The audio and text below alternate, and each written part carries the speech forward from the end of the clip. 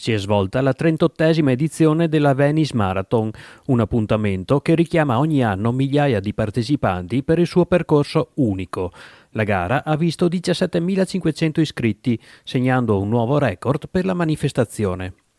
Partendo da Villa Pisani a Stra, i corridori hanno attraversato il suggestivo percorso che include tappe iconiche come Piazza San Marco e Palazzo Ducale, concludendosi in Riva Sette Martiri. Nella competizione maschile, l'atleta etiope Abele Tilau ha dominato la corsa stabilendo il proprio primato personale con un tempo di 2 ore, 9 minuti e 8 secondi. Tra le donne, il debutto vincente è stato quello di Birtukan Abera, che ha tagliato il traguardo in 2 ore, 32 minuti e 40 secondi.